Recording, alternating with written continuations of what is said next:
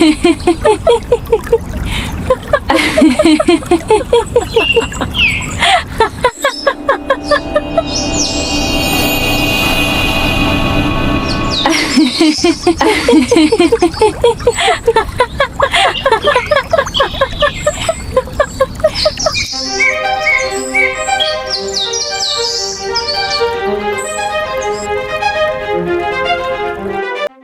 তো আমি তোমার থেকে সম্পূর্ণ স্বাধীন হয়ে গিয়েছি।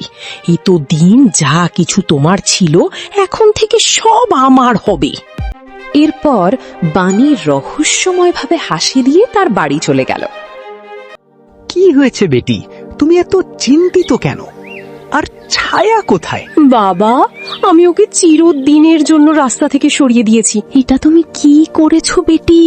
যদি কেউ জেনে যায় তাহলে আমাদের কি হবে? হ্যাঁ বেটি, ও তো আমারও আওলাদ ছিল। যদি আশেপাশের মানুষ জানতে পারে তুমি তোমার সৎ বোনকে মেরেছো তাহলে কি বলবে? তাতে আমার কিছুই যায় আসে না বাবা। আমি যা করেছি বেশ করেছি।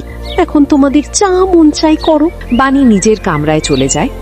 তখন রঘুর সামনে তার পুরনো দিন ভাসতে লাগলো। একদিন রঘু নিজের বউ সুজাতা আর নিজের 6 বছরের মেয়ে বাণীকে নিয়ে ঘন জঙ্গলের পথে যাচ্ছিল। তখন এক ব্যক্তি একটি মাসুম বাচ্চাকে নিয়ে ওর সামনে এসে দাঁড়ায়। এই বাচ্চা তোমরা রাখো আর এর লালন পালন করো। পুরো 20 বছর পর আমি ওকে নিতে আসব। এর বিনিময়ে তোমাদের এত সম্পদ দেওয়া হবে যে তোমরা সারা জীবন বসে বসে খেতে পারবে। কিন্তু এই বাচ্চাটা কি, আর ওকে আমি কেন লালন পালন করব? ব্যাস, শুধু এটুকু জানো যে এই বাচ্চা তোমাদের ভাগ্যের চাকা। যদি তোমাদের খারাপ দিন ঘোচাতে চাও তাহলে ওকে তোমাদের সাথে রাখো, আর কোনো প্রশ্ন করো না। পুরো 20 বছর পর আমি ওকে নিতে আসব। তারপর কেশব রহস্যময় হাসি দিয়ে ওখান থেকে চলে যায়। ওকে আমরা রেখে দিই। আর তাছাড়া ও মাসুম বাচ্চা, আমাদের আগে থেকেই একটা মেয়েটি আছে, আর ওকেও লালন পালন করব। যে সম্পদ আমরা পাবো তা দিয়ে আমাদের গরিবী জীবন বদলে নেব। ঠিক আছে, যেভাবে তুমি বলো, চলো ওকে আমাদের সাথে নিয়ে যাই। তারপর রঘু ওই বাচ্চাকে নিজের ঘরে নিয়ে আসে আর 2 বাচ্চাকে লালন পালন করতে থাকে। দেখতে দেখতে ছায়া বড় হয়ে যায়। একদিন ছায়া আর বাণী ঘন জঙ্গলের মধ্যে দিয়ে যাচ্ছিল। তাড়াতাড়ি চলো ছায়া, খুব দেরি হয়ে যাচ্ছে। আমার আশুতোষের সাথে দেখা করতে হবে। ও কতক্ষণ ধরে অপেক্ষা করছে। কিন্তু বাণী, বাবা যদি জানতে পারে তাহলে অনেক রাগ করবে। আমাদের ঘরে ফিরে যাওয়া উচিত। চুপ করো, আমি যা বলেছি তাই করো। আর সামান্য একটু রাস্তা আছে, ও মনে হয় আমার জন্য অপেক্ষা করছে। তারপর দুজন সামনে হাঁটতে থাকে আর কিছুক্ষণ পর নদীর কিনারে এসে পৌঁছায়, যেখানে আগে থেকেই আশুতোষ বসে অপেক্ষা করছিল। বাণী, আসতে এত সময় লেগেছে কেন? আমি কতক্ষণ ধরে অপেক্ষা করছি। হ্যাঁ আশুতোষ, আমাদের বিয়ের ব্যাপারে তো আজকে তোমার বাবার সাথে কথা বলার কথা ছিল। তিনি কি আমাদের সম্পর্ক মেনে নিয়েছে? মাফ করে দাও বাণী, আমি কথা তো বলেছি, কিন্তু বাবা আমাদের সম্পর্কের জন্য মোটেও প্রস্তুত নয়। কিন্তু আমি তোমাকে সত্যিই ভালোবাসি, এ কারণে আমি সোজা বলে দিয়েছি বিয়ে করলে শুধু তোমাকেই করব। আমি ঘর বাড়ি সব ছেড়ে দিয়েছি শুধু তোমার জন্য। চলো আমরা বিয়ে করি। না আশুতোষ, আমি তোমার সাথে থাকার জন্য প্রস্তুত নই। আমি তোমাকে ভালোবেসেছি শুধু ঠাকুর পরিবারের বউ হওয়ার জন্য, কোনো গরিব ঘরে থাকার জন্য নয়। গরিব মানুষের উপর আমার ঘৃণা। এটা তুমি কি বলছো বাণী? তুমি তো সবসময় বড় বড় ওয়াদা করতে, একসাথে বাঁচা আর মরার কথা বলতো। তাহলে এখন টাকার জন্য খোটা দিচ্ছ কেন? দেখো, প্রেম ভালোবাসা ঠিক আছে, কিন্তু সংসার চালানোর জন্য টাকা পয়সা জরুরি। এখন তোমার সাথে আর কথা বলতে মন যাচ্ছে না, আমি আসি। তারপর বাণী ওখান থেকে চলে যায় আর ছায়াও তার পেছন পেছন হাঁটতে থাকে। বাণী, এটা তুমি ঠিক করছো না। তুমি তো আশুতোষকে সত্যি ভালোবাসো। ওকে একটা সুযোগ দাও। বেচারা তোমার জন্য সবকিছু ছেড়ে দিয়েছে। চুপ করো। যদি আশুতোষকে তোমার এতই ভালো লাগে তাহলে তুমি ওকে বিয়ে করে নাও, কিন্তু আমি কোনো ভিখারির জন্য আমার জীবন নষ্ট করব না। আমি ঠাকুর পরিবারের বউ হব। তারপর বাণী ওখান থেকে চলে যায় আর ছায়ার চোখ থেকে অনবরত পানি পড়তে থাকে। আমি তোমাকে কিভাবে বুঝাই বাণী? আমিও আশুতোষকে ভালোবাসি, কিন্তু ও শুধু তোমাকে ভালোবাসে, এই কারণে আমি কখনো আমার মনের কথা ওকে বলিনি। তারপর ছায়া উদাস মনে ওখান থেকে চলে যায়, আর এদিকে আশুতোষ রহস্যময় হাসি দিয়ে চলে যায়। সময় নিজের মতো চলতে থাকে। পরের দিন সকালবেলা বাণী আর ছায়া নিজের পিতার সাথে বসে বসে গল্প করছিল। তখন আশুতোষ তার বাবা ঠাকুরের সাথে ওখানে এসে পৌঁছায়। ঠাকুরকে দেখে রঘু তাড়াতাড়ি দৌড়ে এসে তার সামনে দাঁড়ায়। ঠাকুর সাহেব, প্রণাম প্রণাম। আজ এখানে কি মনে করে এসেছেন? আমি আমার ছেলে আশুতোষের বিয়ে তোমার মেয়ে ছায়ার সাথে দিতে চাই। আপনি কেমন কথা বলছেন ঠাকুর সাহেব? আপনার ছেলে আশুতোষ তো আমার বড় বেটি বাণীর সাথে প্রেম করত। হ্যাঁ, আমি বাণীকে ভালোবাসতাম, কিন্তু ওর শুধু ধন সম্পদের ওপর লোভ। এমন মেয়েকে আমি কখনোই বিয়ে করব না যার আমার প্রতি কোনো সম্মান নেই। তারপর বাণী দৌড়ে সামনে এসে দাঁড়ায়।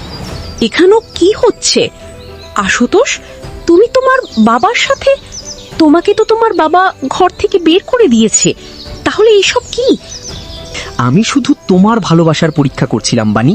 আমি দেখতে চেয়েছিলাম তুমি আমাকে ভালোবাসো নাকি আমার ধন দৌলতকে। এতে সত্যিটা সামনে চলে এসেছে।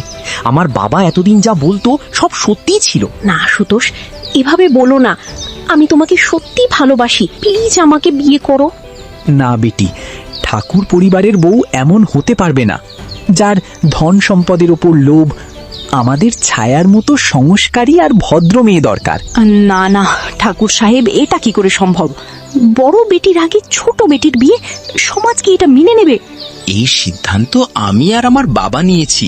আমরা ঠাকুর পরিবারের, আমরা যা বলি তাই করি। ছায়া, তুমি আমাদের সাথে চলে। ছায়া কিছুই বলতে পারে না, ওর চোখ থেকেই শুধু পানি পড়তে থাকে। এইসব হঠাৎ করে কি হয়ে গেল, আমি তো কিছুই বুঝতে পারছি না। আমার জীবন এখন কোন মোড়ে এসে দাঁড়ালো? বেটি, ভয় পেও না, আমি তোমাকে নিজের মেয়ের মতো রাখব। তুমি সবসময় গরিব দুঃখীদের সাহায্য করেছ। তোমার মন অনেক বড়, তোমাকে আমাদের বাড়ির বউ হতেই হবে। ঠাকুর ছায়ার কাছে যায় আর ওর কাঁধে হাত দিয়ে আশ্বাস দেয়। চলো বাবা, আমরা এখন যাই। আশুতোষ, ঠাকুর আর ছায়া ওখান থেকে চলে যায়, আর পেছনে বাণী, সুজাতা আর রঘু স্তব্ধ হয়ে দাঁড়িয়ে থাকে। আমি কখনো ভাবিনি আশুতোষ আমাকে এভাবে ছেড়ে দেবে। ও আমাকে ধোঁকা দিয়েছে। আমি প্রথম থেকেই বলছি বাণী, সাবধানে থাকো, কিন্তু তুমি আমার কোনো কথাই শোনোনি। দেখো, ওই মেয়েটা আজকে ঠাকুর বাড়ির বউ হয়ে গেছে, যাকে তুমি তুচ্ছ ভাবতে। এই উপরিওয়ালা, আমি আমার হাতেই জীবন বরবাদ করেছি, নিজের পায়ে নিজেই কুড়াল মেরেছি। বাণী কান্না করতে করতে ওখান থেকে চলে যায়। রঘু আর সুজাতা চিন্তিত হয়ে ঘরে এসে বসে থাকে। এখন আমরা কি করব? ঠাকুর তো ছায়াকে নিজের সাথে নিয়ে গেছেন, আর যদি ওই ব্যক্তি এখন এসে পড়ে যে 20 বছর পূর্বে আমাদের বাচ্চা দিয়েছিল, তখন আমরা কি করব? হ্যাঁ, আমারও খুব ভয় লাগছে। শুধু আর 1 সপ্তাহ বাকি আছে 20 বছর হওয়ার। জানি না সামনে কি হবে, ওই ব্যক্তি কি আসবে নাকি আসবে না। তখন দরজায় জোরে জোরে আওয়াজ হতে থাকে। সামনে কেশব দাঁড়িয়ে থাকে, আর কেশবকে দেখে রঘু আর সুজাতা ভয় পেয়ে যায়। এখন সময় এসেছে। 20 বছর আগে আমি যেই বাচ্চা তোমাদের দিয়েছি, এখন তাকে ফেরত চাই। আর যেমন ওয়াদা তোমাদের দেওয়া হয়েছে, ওই রকম সম্পদই তোমাদের দেওয়া হবে। আমি 20 বছর ওকে কষ্ট করে লালন পালন করেছি, এখন আমার পুরো টাকা লাগবে। চিন্তা করো না, তোমাদের প্রাপ্য সম্পদই দেওয়া হবে। আমার শুধু ওই বাচ্চা সহি সালামতে ফেরত চাই। ঠিক আছে, আমরা রাজি আছি। কেশব ওখান থেকে চলে যায়। আসলে এই বাচ্চাটা কে? এটার রহস্য কি? যেই হোক না কেন, তাতে আমাদের কিছুই যায় আসে না, আমাদের শুধু টাকা চাই। হ্যাঁ, আমরা ওকে পালতে অনেক কষ্ট করেছি, কিন্তু এখন সে ঠাকুরের সাথে চলে গিয়েছে। এখন আমি এই লোকটার পিছু নেব। রঘু চুপচাপ কেশবের পিছনে আসতে থাকে, আর কিছুক্ষণ পর রাজমহলে এসে পৌঁছায়। ও তো রাজমহলের ভেতরে গেল। মনে হচ্ছে অনেক বড় কিছু আছে, আমাকে সত্যিটা জানতে হবে। রঘু চুরি চুপকে রাজমহলের ভেতরে প্রবেশ করে। কোনো খবর আছে? আমার মেয়ে সম্পূর্ণ ঠিক আছে তো? হ্যাঁ মহারানী, আমি ওদেরকে বলে দিয়েছি, সামনের মাসে গিয়েই নিয়ে আসব। এত বছর পর আমি আমার মেয়ের সাথে দেখা করব, হে উপরওয়ালা, তোমার লাখ লাখ শুকরিয়া। রানী মাহিমার চোখ দিয়ে পানি পড়তে থাকে, আর এদিকে দূরে দাঁড়ানো রঘু সব শুনে ফেলে। হে উপরওয়ালা, ছায়া তো রাজকুমারী, ওরা কত বড় সত্যি লুকিয়ে রেখেছিল। রঘু তাড়াতাড়ি ঘরে ফিরে আসে। কি হয়েছে? তোমাকে এত চিন্তিত লাগছে কেন? আমি এখন যা বলবো শুনে তোমার পায়ের তলার মাটি সরে যাবে। কি কথা, তাড়াতাড়ি বলো। ছায়া কোনো সাধারণ মেয়ে নয়, ও হচ্ছে এই রাজ্যের রাজকুমারী। আমি নিজের কানে শুনেছি, রানীমা বলছে ছায়া ওনার বেটি। রাজকুমারী মানে অপার ধন, এ তো আমাদের জন্য সোনার খনি। এখন তো এটার সঠিক ফায়দা উঠাতে হবে। হ্যাঁ, তা তো ঠিক আছে, কিন্তু এখন আমরা কি করব? কেননা আমরা আসল রাজকুমারীর বদলে আমাদের মেয়েকে রাজকুমারী বানিয়ে পাঠাবো, আর ছায়াকে রাস্তা থেকে সরিয়ে দেব। তুমি এটা কি বলছো? ওই লোকেরা নিশ্চয়ই আমাদের পুরো পরিবারের খোঁজ খবর নিয়েছে, আর রানীমা নিজের মেয়েকে আমাদের মতো সাধারণ মানুষের ঘরে দিয়েছে, তো নিশ্চয়ই কোনো মতলব আছে। আমরা এটা কখনোই করতে পারবো না। শুধু আমার কথা শোনো, তারপর দেখো আমাদের মেয়ে রাজকুমারী হয়ে যাবে। এরপর আমরা কত ধনী হয়ে যাব। রানী তো আমাদের অল্প ধন দিবে, কিন্তু যদি আমাদের মেয়ে রাজকুমারী হয়ে যায় তাহলে অনেক ধন সম্পদ পাবো। পুরো মেহলের খাজানা আমাদের হবে। কিন্তু এটা কখনোই হবে না। তোমার মনে আছে, ছায়ার হাতের মধ্যে একটা চিহ্ন আছে। আমি অনেক চেষ্টার পর জানতে পেরেছি ওটা একটা রাজ পরিবারের চিহ্ন। যদি আমরা আমাদের মেয়েকে রাজকুমারী বানাই, তাহলে ওর হাতে চিহ্ন কোথা থেকে আসবে? দুজনে চিন্তিত হয়ে পড়ে, আর দূরে লুকিয়ে থাকা বাণী সব শুনে ফেলে। আচ্ছা, তো ও এক রাজকুমারী। ও তো আমার পুরো জীবন নরক বানিয়েছে। এটাই সঠিক সময় আমি ওর থেকে বদলা নেওয়ার। তারপর বাণী ঘর থেকে বেরিয়ে পড়ে, আর এভাবেই কয়েকদিন কেটে যায়। বাণী অনেক চেষ্টা করে, কিন্তু ছায়ার আশেপাশেও যেতে পারে না। আমি কত দিন ধরে চেষ্টা করছি ঠাকুরের বাড়িতে যাওয়ার, কিন্তু ঠাকুরের লোকজন আমাকে দরজার থেকেই তাড়িয়ে দিচ্ছে।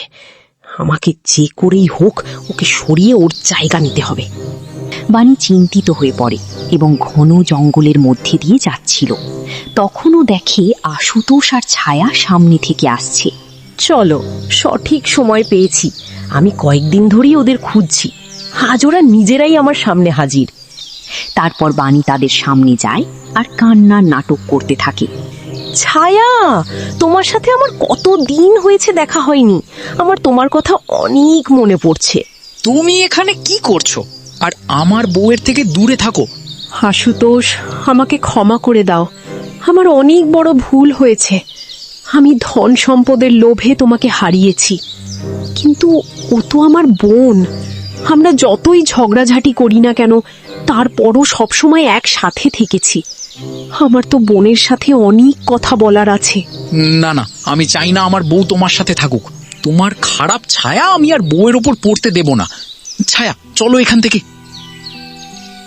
দেখুন না, ও আমার সাথে কত মিষ্টি করে কথা বলছে, তো আমার ওর সাথে কথা বলা উচিত। ঠিক আছে, কিন্তু তোমার আর আমার বাচ্চার খেয়াল রাখবে। তারপর আশুতোষ ওখান থেকে চলে যায়। আচ্ছা, তো এই গর্ভবতী। চলো একবারেই সব শেষ করে দেব। তারপর বাণী ছায়ার কাঁধে হাত রাখে। কি হয়েছে? তুমি ঠিক আছো তো? চলো না, আমরা ওই নদীর কিনারে গিয়ে বসে কথা বলি, যেখানে আমরা ছোটবেলায় পানি ভরতাম। ঠিক আছে, কেন না? চলো। চলো না, আমরা গোসল করি। অনেক দিন হয়েছে একসাথে গোসল করিনি। কিন্তু বাণী, আমি তোমার সাথে গোসল করতে পারবো না, কেননা আমি 2 মাসের গর্ভবতী, আর এই অবস্থায় নদীতে গোসল করা ঠিক হবে না। ঠিক আছে, তুমি এখানেই থাকো আর আমি গোসল করতে যাই।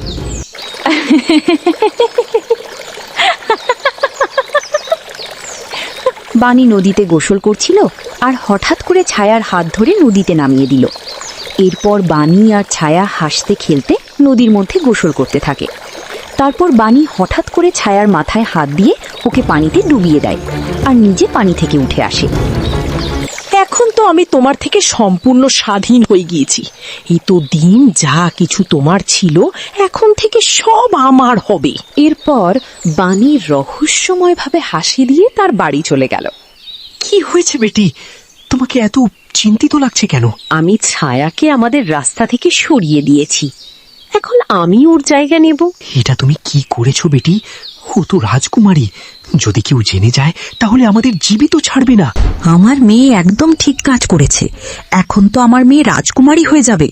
কাল সকালেই আমরা ওকে রাজমহলে নিয়ে যাব। কিন্তু যদি সত্যিটা সামনে চলে আসে তো? কিভাবে আসবে? ওই ব্যক্তি সেই ছোটবেলায় মাসুম বাচ্চা আমাদের দিয়েছিল। এত বছরে না এই বাচ্চাটাকে দেখেছে, না এর খোঁজ খবর নিয়েছে। এভাবেই ওই রাতটা কেটে যায়। তিনজনই খুব চিন্তিত হয়ে ঘুমিয়ে পড়ে। পরের দিন সকালবেলা আশুতোষ রঘুর বাড়িতে পৌঁছে যায়।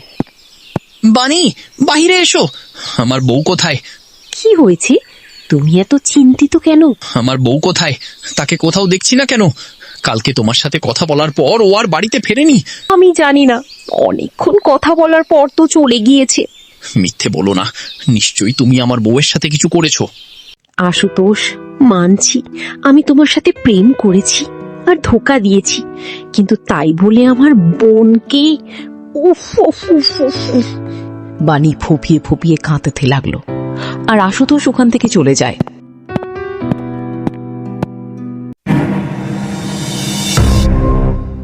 চলো, আমি ভালো নাটক করেছি।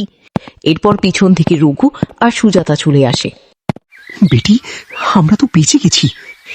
না বাবা, তোমার কি মনে হয় আমি এত কাঁচা খেলোয়াড়? চলো, আমাদের রাজমহল যেতে হবে।